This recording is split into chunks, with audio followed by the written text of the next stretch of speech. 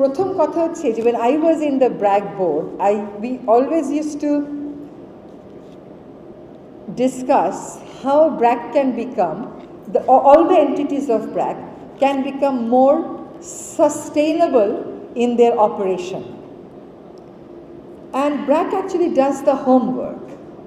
So I know that the BRAC NGO did its own carbon footprint, and it has done a mapping of how the carbon footprint can gradually be reduced. I don't know even whether even my own ministry has done this. So this is how smart BRAC is. When we talk about the most known businesses of BRAC, think about the packaging of Aram. They have from the very beginning been avoiding plastic. Think about the products that Aram sells to you. These are all locally sourced, locally value added, locally produced. So the carbon footprint there also is pretty low, and that is what I understand about sustainability. That you rely on the local market, you develop the local market, you build the capacity in the local market, and what you market also has low carbon footprint. Energy use is something in which I think all banks in Bangladesh really needs to invest. I think there is huge potential that the banks that invest in sustainability go renewable. I think it's absolutely 100% possible for smart banking sector to switch into renewables and to gradually develop a paperless culture. I think that's too much of an ask probably, given the fact that the Bangladesh Bank still wants to go through papers, but I think the culture can start, the practice can start, that you start using less papers. When they talk about green and sustainable, these are two words I take with note of caution, because anything can be greened by artificial coating. I really get scared to hear that certain banks are investing in making the shipbreaking industry green.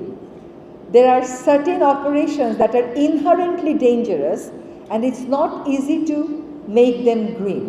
I'm happy that BRAC is not investing in industries that are out there to greenwash and create a false image. When people ask me what I understand about a sustainable living, I would certainly say that on 17th of October, giving a speech in a 5-star hotel with the temperature which is set probably to 18 is sustainable. That can't be sustainable.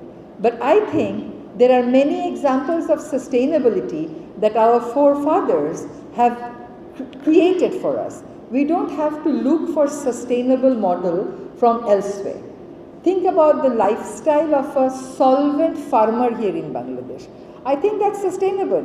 He grows his own food, he does not emit carbon, he does not create extra pressure on the resources.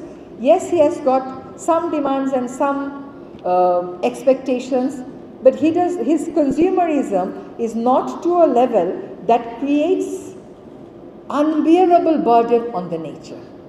So that is a model of sustainable living for me. I don't think GDP is the only measurement of progress or development. When our GDP was going high, our environmental performance was consistently going low. How can that be sustainable? The economic growth indicator, when it goes high only for few people, but environment that impacts all the 18 crore people Where performance in that sector goes low, that cannot be sustainable. So we have to come out of this GDP-centric development notion. Do not know if the Bhutanese model of gross happiness index is the answer, but I can definitely tell you that GDP cannot be the only indicator of your development parameter. So sustainability cannot be measured against GDP.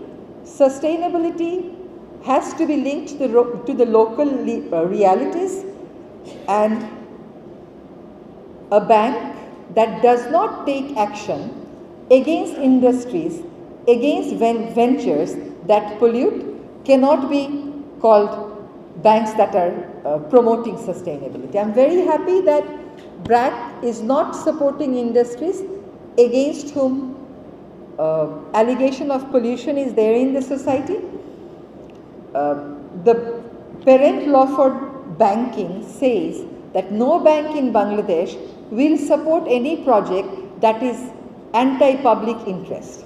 Now tell me one thing, an industry that is a persistent violator, an industry that destroys your river system, if you fund that industry because it exports or because it employs 1,000 people or because it brings in dollars for the country, will you call that sustainable banking?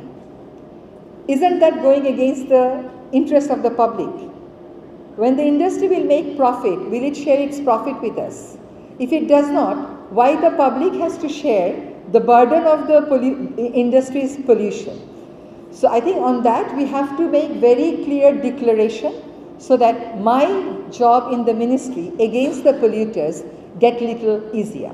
Every time I used to fight against heavy polluters in the court, the final two arguments were, my lord, this industry, if it's shut down, 20,000 people will lose job. My lord, if any measure is taken against this industry, export earning will go low. My lord, if this industry is shut down, we will not be able to pay back our bank loans, which means banks in Bangladesh are still funding industries that are polluters. So I would urge BRAC and all banks not to fund habitual polluters, because then the money that we have to invest to clean up our rivers is something Bangladesh simply cannot afford. Imagine how much money we will need to clean up the river Buriganga. Is it at all possible to clean up the river Buriganga? Now, whose fault is it? Is it the fault of the people of Bangladesh, or it is the fault of the financial policy of the government that allowed the polluter to continue polluting and that allowed the banks to continue pumping money to support the polluters? I think there has to be a major policy shift and a mindset shift. I must thank Sabbir Bhai for forcing me to be here. He has been very persistent.